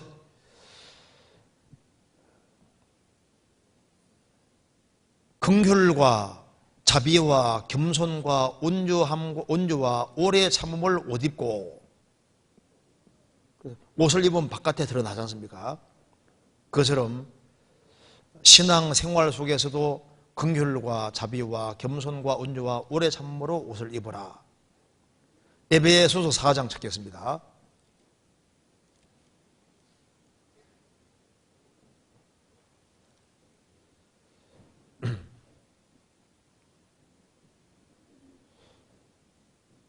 (22절) 너희는 유혹의 욕심을 따라 썩어져가는 구습을 좇는 옛사람을 버리고, 생활 속에서 버리고 오직 심령으로 새롭게 되어 하나님을 따라 의와 진리의 거룩함으로 지으심을 받은 새 사람을 입으라.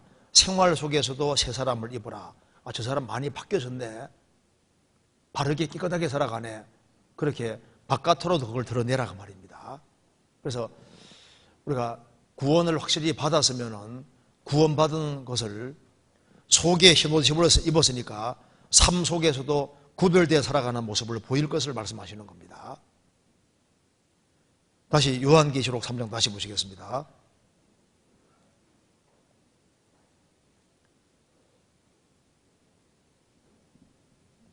(3장 18절) 중간에 흰옷을 사서 입어 벌거벗은 섭씨를 보이지 않게 하고 안약을 사서 눈에 발라 보게 하라. 실제로 이 지역에 안약 공장이 있어서 안약이 많이 사용됐던 겁니다. 그것처럼 이제 이 이야기를 하는 이유가, 이 라오디게아 이 교회 안에도 영적인 소경들이 있었던 것 같아요. 구원받는 것은 영혼의 눈이 떨어지는 겁니다. 구원받을 때 소경으로도 눈 떨어지지 않습니까? 그리고 이제 구원을 받은 사람 중에도 잘 안 보이는 사람이 있었던 것 같아요. 영적으로 눈이 흐렸다 그 말입니다. 그러니까 구원 안 받은 영적인 소경은 구원받을 때 영혼의 눈이 떨어지고, 구원을 받아서도 눈이 흐릴 수 있는 거예요. 그래서 눈이 밝으면 잘 보이는 것처럼 구원받고 난 다음에도 영혼의 눈이 밝아져야 됩니다. 그럼 어떻게 눈이 밝아지느냐? 우리가 눈 나빠지면 병원 가서 치료받아야 됩니다. 안약 바르면 눈이 싹 이렇게 눈이 이제 잘 보이면 얼마나 좋겠습니까? 그런데 영혼의 눈이 밝아지는 길도 있습니다. 구원받을 때 영혼의 눈이 떠졌고, 구원받고 난 이후에도 눈이 밝아지는 길이 있습니다. 어떻게 눈이 밝아지느냐? 시편 19편 8절에 말하기를 여호와의 교훈은 정직하여 마음을 기쁘게 하고 여호와의 계명은 순결하여 눈을 밝게 하도다. 참 신기한 것은 이렇게 보면 잘 보이는, 이렇게 보면 멀리 보입니다. 성경을 실제로 가까이 하는 사람은 주님께서 영혼의 눈을 밝혀주십니다. 그리고 시편 119편에 말씀하기를, 18절에 말씀하시기를 내 눈을 열어서 주의 법에 기이한 것을 보게 하소서. 주님께 기도하는 사람은 영혼의 눈이 밝아지도록 되어 있습니다. 그리고 하나님 말씀을 순종하는 사람은 밝아집니다. 잠언 4장 18절에 말한 대로 의인의 길은 돋는 햇볕 같아서 점점 빛나서 원만한 광명이 이르거니와, 사람이 순종의 길을 걸을 때 주님 영혼 눈을 밝혀주시는 거예요. 그래서 하나님 말씀을 지켜가는 사람은 주님이 깨닫게 해주십니다. 주의 증거가 기이함으로 내 영혼의 일을 지키나이다. 주의 말씀을 열모로 우둔한 자에게 비치어 깨닫게 하나이다. 시편 119편 129절 130절에 말한 대로 주님 말씀을 지키는 사람은 주님께서 말씀을 열어서 깨닫게 해주시는 거예요. 그래서 우리가 더 멀리 본다면 얼마나 좋겠습니까? 그런데 이 라오디게아 사람들은 영혼의 눈이 흐려졌는데 재물욕이 들어오면 눈이 흐려집니다. 그리고 이성적인 문제에 딱 걸리면 눈이 흐려지는 거예요. 그리고 먹고 사는 문제에 치우쳐도 눈이 어두워집니다. 죄도 눈을 어둡게 만듭니다. 그런데 영혼의 눈이 밝아져야 됩니다. 에베소서 1장에 말한 대로 너희 마음 눈을 밝히사, 영혼의 눈이 밝아져야 됩니다. 영혼의 눈이 밝아지면은 구원받은 것이 얼마나 소중한 것인지, 내가 얼마나 축복을 받은 사람인지, 세상에서 내가 평생 고생해도 구원받은 거 하나만으로도 충분하다. 내가 세상에서 아무리 고생해도 지옥 갈 사람 하루 고생 못합니다. 영혼의 눈이 밝아지면은 누가 나를 대접해도 좋지만은 안 해줘도 할 수 없는 거예요. 근데 가정생활하는 속에서도 남편이 좀 고약하다, 그래도 신앙생활 잘 지키면 주님 앞에 가면 특권상 받을 수도 있지 않습니까? 그러잖아요. 내게 잘해주는 사람 잘해주는 것은요, 그건 당연한 겁니다. 내게 못해주는 사람에게 내가 잘해주면 얼마나 더 큰 상이 되겠어요. 그러니까 믿음의 눈으로 보고 눈이 밝아지면은 어떤 환경이든 간에 나는 복받을 위치에 있다는 걸 알 수 있는 거예요. 눈이 흐려지면은 불평과 불망, 문제가 생길 수 있지만은 영혼의 눈이 밝아지면 그렇지 않습니다. 그래서 예수님 말씀하시기를, 내가 너를 고나누니 내게서 불로 연단한 금을 사서 부여하게 하고 내게서 살아. 주님에게서 살아. 주님에게로부터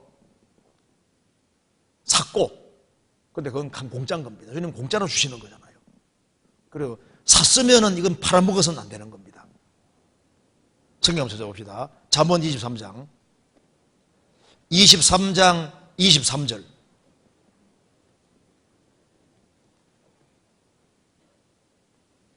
같이 읽겠습니다. 23장 23절입니다.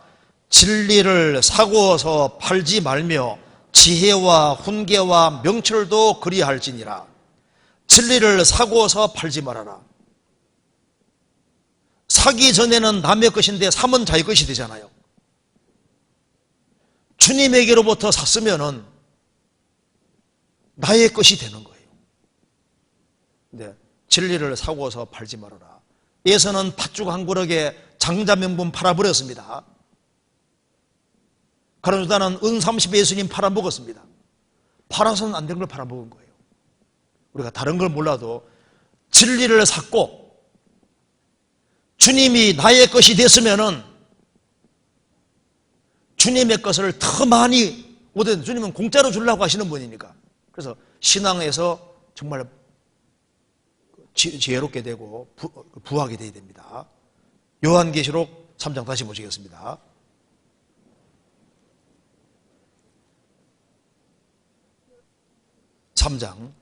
내게서 사라고 했는데요, 우리가 구원도 주님께로부터 얻은 겁니다. 우리가 그리스도를 사고 모임에 가서 진리를 사고 신앙생활에 비결이 있으면 그걸 사고, 그리고 신앙생활 하는 데서 좋은 책이 있으면 그것도 사가지고 열심히 축도하고 해서 할 때 내 것으로 만드는 작업을 하라 그 말입니다. 13장 19절. 물은 내가 사랑하는 자를 책망하여 징계하노니 그러므로 내가 열심을 내라. 회개하라. 구원받지 아니한 사람은 회개하고 복음 믿을 때 그게 이제 구원받는 회개가 되고, 구원받은 사람은 신앙이 식었을 때는 다시 뜨거운 마음으로 회복되는 것도 회개인 거예요. 사랑이 식었는데 사랑이 다시 회복되는 것도 회개입니다. 주님과 멀어진 사람이 다시 주님 가까워지는 것도 회개인 거예요. 내가 열심을 내라. 징계받은 사람도 돌이키면 그게 회개입니다. 20절. 볼지어다 내가 문 밖에 서서 두드리노니 누구든지 내 음성을 듣고 문을 열면 내가 그에게로 들어가 그로 더불어 먹고 그는 나로 더불어 먹으리라. 내가 문 밖에 서서 두드린다. 라오디게아 교회 안에도 가짜들이 섞여 있었던 것 같아요. 문이 마음입니다. 사도행전 16장에 말씀한 대로 주께서 루디아의 마음을 열어서 복음을 깨닫게 해줬습니다. 구원받을 때 이제 주의 영이 우리 영 속에 들어오시잖아요. 또한 이 라오디게아 성도들은 구원을 받은 사람 중에도 주님과 교제 문을 닫고 있었던 것 같습니다. 그래서 주님이 나하고 얘기 좀 하자. 구원 받았으면 주님과 어떻게 해야 됩니까? 마음문 열고 주님과 교제를 친밀한 교제를 해야 됩니다. 문 밖에서 드린다. 이거하고 똑같은 구절을 찾아봅시다. 여기 아가서 5장 보시겠습니다.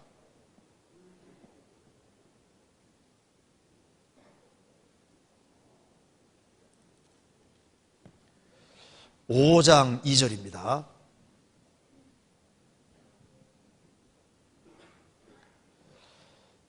내가 잘지라도 마음은 깨었는데 나의 사랑하는 자의 소리가 들리는구나. 문을 두드려 이르기를 나의 누이 나의 사랑 나의 비둘기 나의 완전한 자야 문 열어다고 내 머리에는 이슬이 내 머리털에는 밤이슬이 가득하였다 하는구나. 내가 옷을 벗었으니 어찌 다시 입겠으며 내가 발을 씻었으니 어찌 다시 더럽히랴마는 나의 사랑하는 자가 문틈으로 손을 들이밀매 내 마음이 동하여서 일어나서 나의 사랑하는 자 위하여 문을 열 때 몰약이 내 손에 몰약의 즙이 내 손가락에서 문빗장을 듣는구나. 내가 나의 사랑하는 자 위하여 문을 열었으나 그가 벌써 물러갔네. 그가 말할 때 내 혼이 나갔구나. 내가 그를 찾아도 못 만났고 불러도 응답이 없었구나. 주님이 이제 사랑하는 사람에게 교제 문을 두드리는데 귀찮다고 문을 안 열었다 그 말입니다. 나중에 이제 일어나서 문 열으니까 벌써 가버렸다. 사랑은 민감한 겁니다. 주님은 구원받은 우리하고 교제하기를 원하십니다. 그런데 이 교제 문을 탁 닫고 주님 지금은 내게 개입하지 말아주세요. 지금은 나는 바빠요. 그러면서 주님을 지루하고 멀리하는 사람들이 꽤 많이 있었던 거예요. 그러니까 제발 나하고 교제하자 그 말입니다. 그래서 문을 열면 내가 그에게로 들어가 그로 더불어 먹고 그는 나로 더불어 먹으리라. 저녁 만찬 가리키는 겁니다. 이스라엘 저녁 만찬은 충분한 시간을 내서 같이 교제하는 거예요. 밤에 식사할 때 저녁 만찬 가리키는 겁니다. 그래서 주님께 제발 시간을 내어줄 것을 말씀하시는 겁니다. 구원 받을 때도 주님이 마음문 열어주셔서 주님이 들어오셨고 구원받고 난 이후에도 주님을 환영하고 주님과 교제하고 사귀는 것을 좋아할 것을 말씀하시는 겁니다. 21절 3장 계시록 3장 21절 그래서 이기는 그에게는 내가 내 보좌에 함께 앉게 하여 주기를 내가 이기고 아버지 보좌에 함께 앉은 같이 하리라. 진정으로 구원받은 사람이 이기는 자입니다. 구원을 받고 신앙생활 바르게 한 사람에게는 주님이 말씀하시기를 내가 내 보좌에 함께 앉게 하여 주기를 내가 이기고 아버지 보좌에 함께 앉은 같이 하리라. 영광의 보좌에 앉는다 그 말입니다. 정말 영광스럽게 될 것을 말씀하시는 겁니다. 보좌에 앉는 것은 왕을 말하는 겁니다. 그래서 그리스도인들은 1000년 동안 왕노릇하고 영원한 천국에 세도록 왕노릇하는 것이 맞잖아요. 귀 있는 자는 성령이 교회들에게 하시는 말씀을 들을지어다. 여기 라오디게아 교회, 이것은 마지막 시대를 살아가는 교회의 모습이고 교회에 무엇이 필요한지를 말씀하고 있습니다. 좀 시간이 다 됐기 때문에 여기까지 말씀드리고 또 다음 기회에도 다르게 말씀드리겠습니다. 같이 기도하시겠습니다. 자비로우신 우리 아버지 하나님, 마땅히 형벌받을 수밖에 없는 저희들을 구원해 주신 것을 진심으로 감사합니다.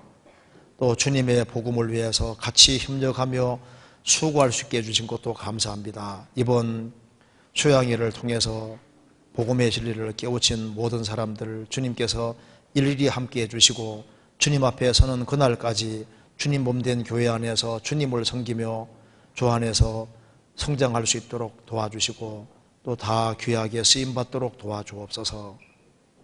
또 계속되는 수양회 가운데 함께해 주시옵소서. 고마우신 우리 구주 예수 그리스도 이름으로 기도하옵나이다. 아멘.